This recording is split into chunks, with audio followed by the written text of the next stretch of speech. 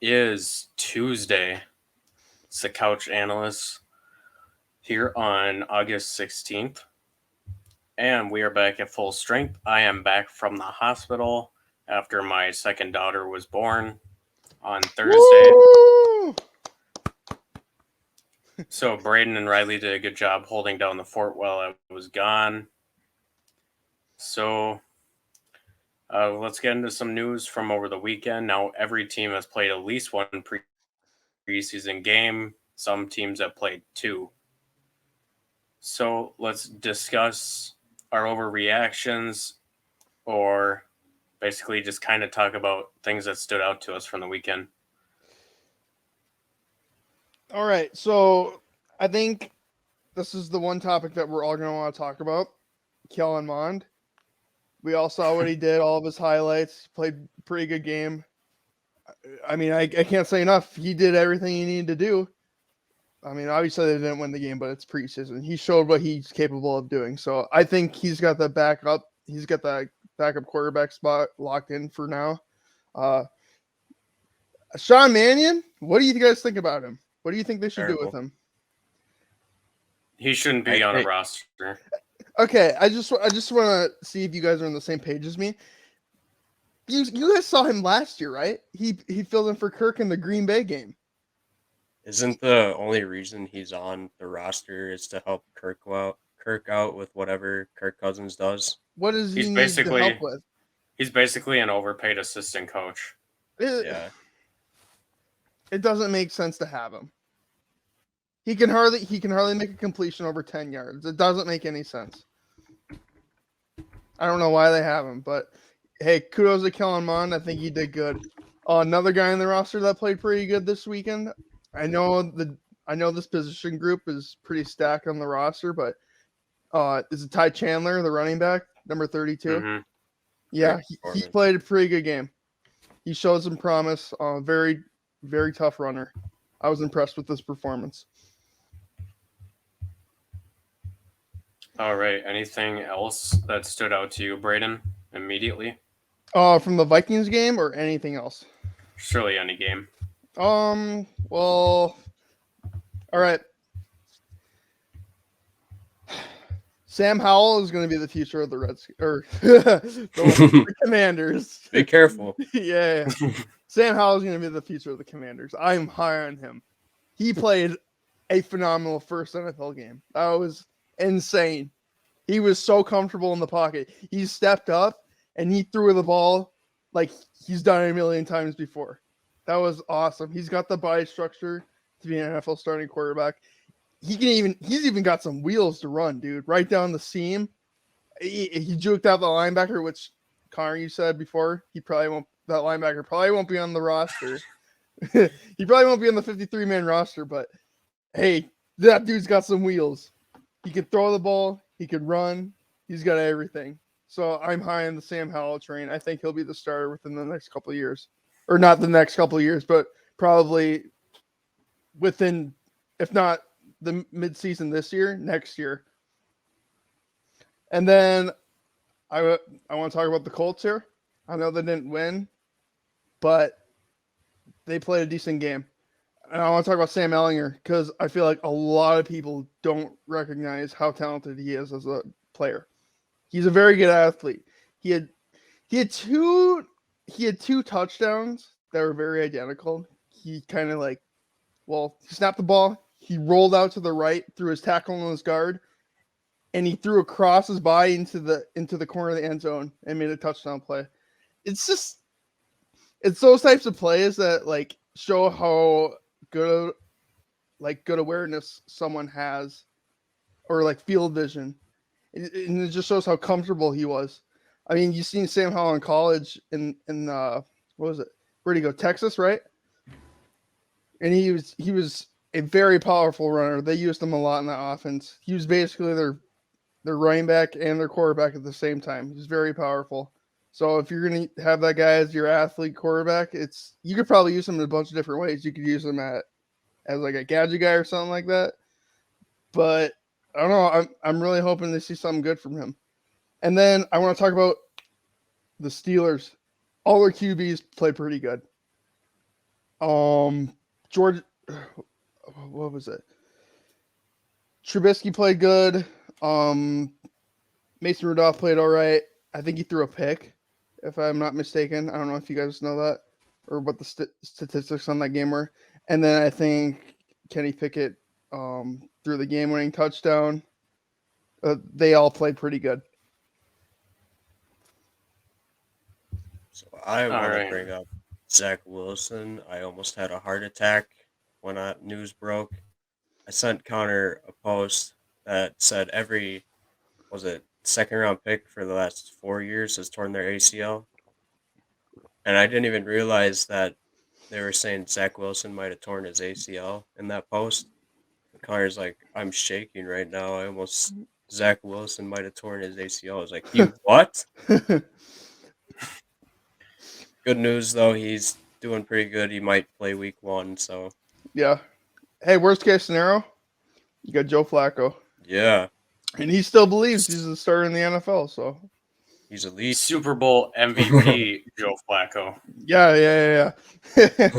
Can't take away that title.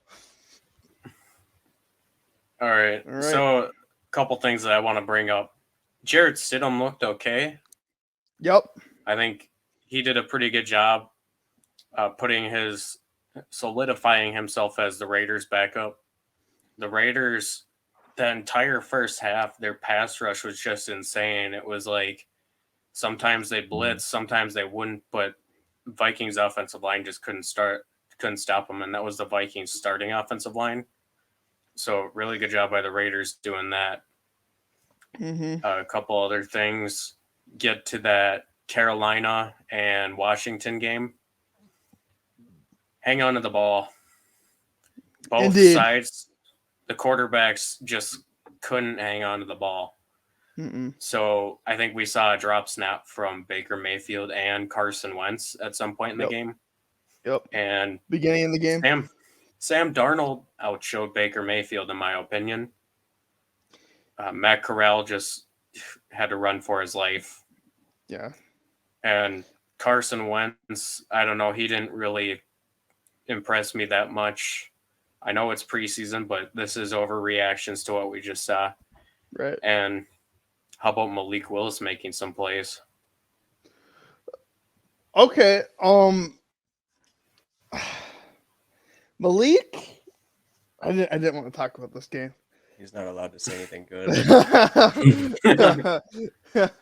Yeah, Malik played good. I'm actually kind of mad that the Colts didn't draft him because we weren't sure what was going to happen.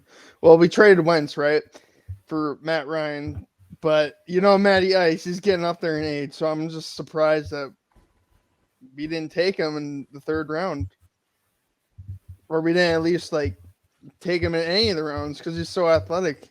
Yeah, I know Jim Irsay is very greedy. He likes his big, tough quarterbacks. But it's just the social media I feel like got to him. All the quarterbacks in this draft that made them made all their stock go down. If you guys know what I mean.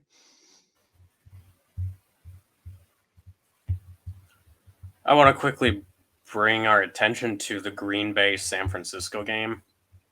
Let's start on San Francisco's side. The good here, Ray Mcleod, former Pittsburgh Steeler, had 4 catches for 63 yards and a touchdown. On the negative side of things, if you look over at the Packers, Jordan Love, 13 for 24, 176 yards, 2 touchdowns, 3 INTs for the former first-round pick, Jordan Love. 3 interceptions? Yeah.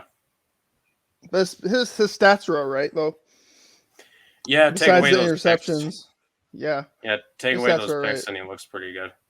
But that's all you need to lose a football game is three turnovers. That's all it takes. Right. How many touchdowns did he throw? He I know he had a really Looks good like he deep just ball. threw 2. Okay, I know he had a really good deep ball. That was a pretty good throw. Yeah, we'll see what happens with Jordan Love within the next couple months, whether he gets a little bit of playing time or not. Or you guys think A-Rod will do all right? Yeah. You think he'll have a mirror season? Probably. I don't see him falling off to the point where Jordan Love would ever play. The only thing would be if Rodgers gets hurt.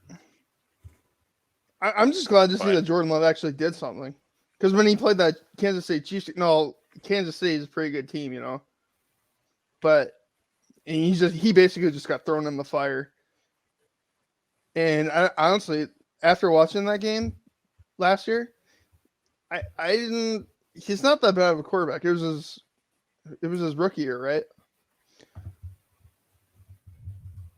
This Yeah, will be his third year. Yeah. Oh, okay. So he was a sophomore, but he never really. That was his first game he ever started.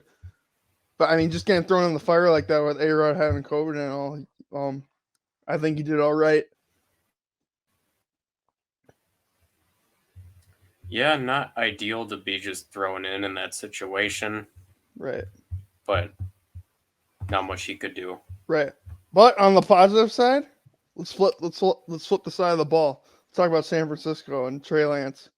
Wow. That dude can sling it. That dude, Trey Lance, who did he remind you of? I didn't get to watch the game at all. I saw he threw 5 passes.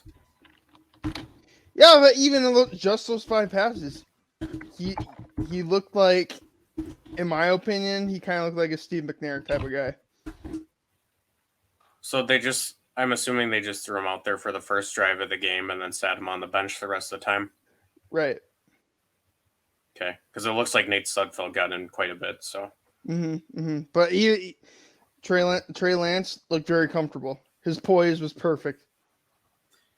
Good news, considering we had heard different things from different people this offseason. Most of them were negative on Trey Lance, but yeah, I mean, if he's starting to show out in the preseason games, I mean, I guess that's a start. Alrighty. Well, what do we got next? So we're not going to take too much time on this, but I think we all kind of saw last week Brayden was drinking a lot of Colts Kool-Aid. Oh gosh, what? Yeah. I only drink that on Sundays. So lots of Colts Kool-Aid. Lots of Friday hate nights. on the Titans. So let's kind of break this down. Okay. You just want to start So- some beef. All right. No. Let's do Okay. this. So Brayden. Okay. So I can understand where you're high on the Colts. I think they're going to win the division. Yep. So Like every year they should win the division every single year. So I want to hear some more, not just on why you think the Titans are bad. I want to hear why you think they're worse than the Texans.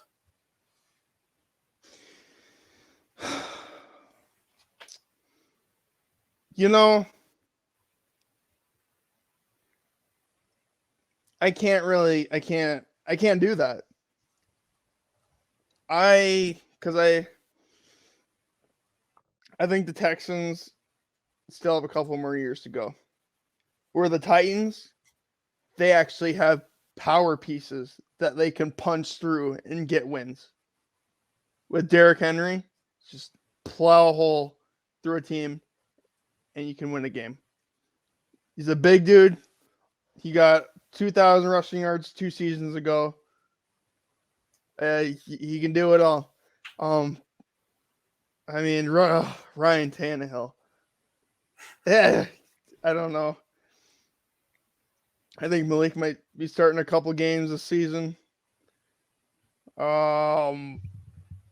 Here's one thing though. Here's one thing that the Texans do have.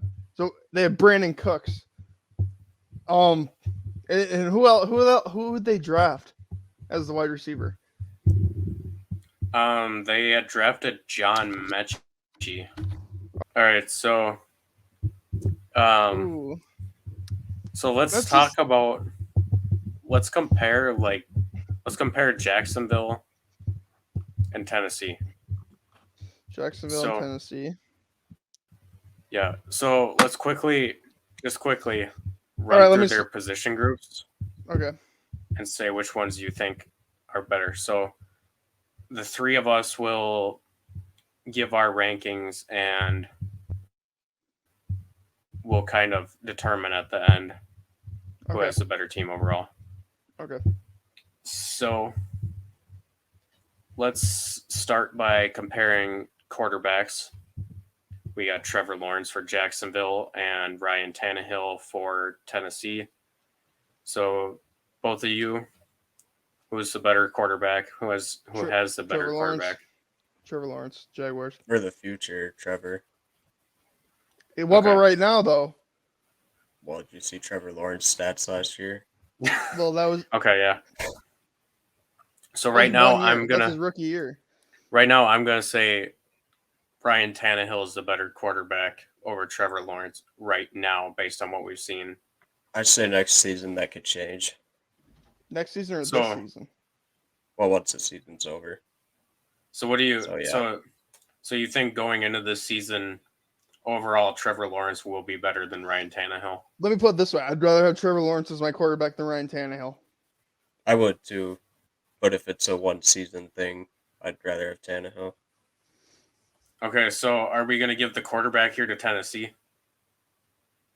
No, no, Okay. dude. Lawrence has been the number one quarterback in the nation since he's been playing football in his class. But Gunn. That doesn't Okay, matter. so It was his rookie year, and he's playing for Jacksonville under Urban Meyer. Okay. Meyer. let me ask you this though: gun to the head, one season, you have to win the Super Bowl. Trevor Right. Lawrence. I'm not even joking. Nah. Okay. Okay. Riley and I beat you on this one. Whatever. 2-1. We're giving it to Tennessee. Whatever. Okay, running back. Obvious. Okay. So here's the thing. You have Derrick Henry. That's it. Who does Jacksonville have though? They have ETN. James Robinson and ETN. They have the power game with James Robinson, and then they have the short pass game with ETN. They gave him to run outside with ETN. They run outside with Robinson. It's a 1-2 punch. Riley, what do you think? Okay. Obviously, Titans, yeah, Derrick Henry would take over both of them. But if you're putting them both together against Derrick Henry, I'm taking the two running backs. Okay. But I will take Derrick Henry on this one. Okay. So we got Thank you. Titans 2, Jaguars nothing. So we're gonna go over to wide receivers. Jaguars. What do we think about wide receivers? Yeah, Jaguars. Yeah. The Jaguars kind of have a whole lot of nothing, but they have, I guess, something.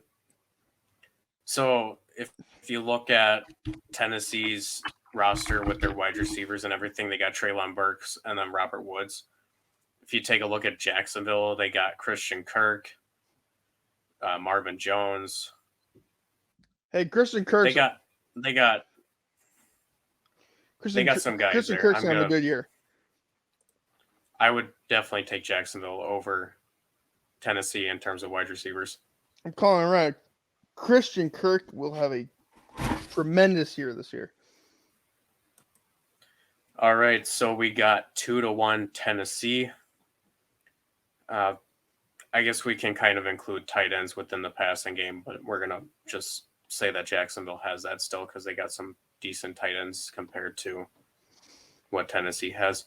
So, offensive line. Oh, yeah, that's a Titans. Tennessee. Titans. Yeah. So the only argument that I could make for Jacksonville is just that they have Brandon Scherf. But if you look at the rest of the offensive line, I mean, you got Cam Robinson. Yeah, he's not great. He's okay. He's probably average. Mhm. But it's not like their offensive line is fantastic or anything. Yeah. Okay, so for the offense, Tennessee takes it, clean sweep. Let's go defensive line. So Jaguars have Josh Allen, and he's still pretty young. But the Titans have that one stud defensive tackle who's pretty decent. Should we But he doesn't make too many plays. Should we do like defensive line including pass rushers, or should we have pass rushers be something different? Well, either way, Jacksonville's still going to take it. Because who's the Titans' number one linebacker? Landry, Well, they got probably. they got Harold Landry and Bud Dupree who are edge rushers, That's it. which they're both not good. Well, So honestly, I don't think it matters then. so edge rushers, then I would give Jacksonville. I'm inclined to also give interior defensive line to Jacksonville. Mm-hmm. They drafted Trayvon Walker. He's looked pretty good so Yep. far. Mm-hmm. Jeffrey Simmons in Tennessee. I don't know. Yeah, so we're gonna give both of those to Jacksonville. Yep. So I think we're tied 3-3. Yep. So let's cover the linebackers. Jacksonville just drafted Devin Lloyd in the first round, traded up from the second round to get him in the first. Tennessee doesn't really have any big names. Nope. They're inside linebackers. Or I should say off-ball linebackers. Now, this whole thing, I'm not saying that Jacksonville is going to beat Tennessee. I'm not saying that at all. I'm just saying that they got the better positions. They got the better players. Oh, right. And that's what we're kind of going over here. Which ultimately it's going to matter like how each position matches up against each other. But yeah, we're kind of trying to get a 300 or 3,000 foot view, 30,000 foot view of both teams, like depth and everything. Mm-hmm. So taking a look here at the two defenses. Okay, yeah, I would definitely take Jacksonville here. So they got Devin Lloyd and Foyesade Oluokun. Yep. Both. So Devin Lloyd, first round pick. Oluokun was the leading tackler last year. Then you look over at Tennessee, they got Zach Cunningham and David Long Jr. None of those guys really stick out. In a positive way, I should say. Mm-hmm. All right, so we're going to go ahead and give this one to Jacksonville too. Yep. Let's go to the secondary really quick. We'll go with the corners. So Caleb Farley and Christian Fulton for Tennessee. And then for Jacksonville, Shaquille Griffin and Darius Williams. That's pretty close. I would split that. It's hard for me to tell because Darius Williams and Shaquille Griffin got all this money thrown at them. Christian Fulton was good last year. He was not as good as rookie year. Caleb Farley, I think he ended up being hurt. Shaquille Griffin's the only name that pops out to me.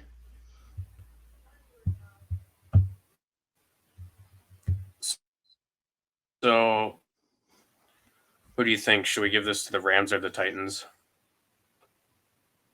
You mean the Jaguars?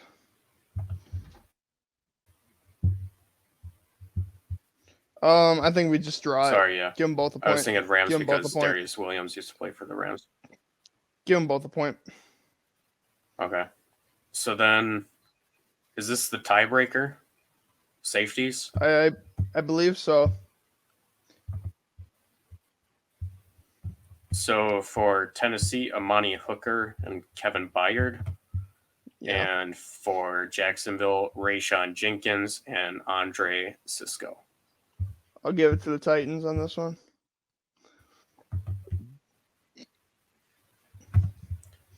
Yeah, me too.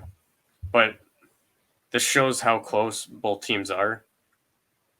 And so if we're going to take a look at Trevor Lawrence. Yeah, maybe you could Let's say. take Trevor Lawrence or Ryan Tannehill. Well, let's see here. So if Trevor Lawrence shoots up the map this year and ends up having just an amazing season like everybody thinks he's going to, or plays like the number 1 overall pick, I think the Jaguars finish second place over the Titans.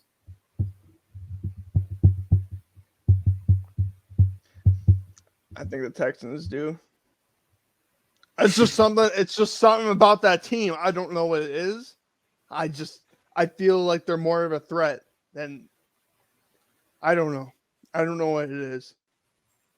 The only threat I feel in the Titans' entire team is their offensive line and their running back. That's the only thing.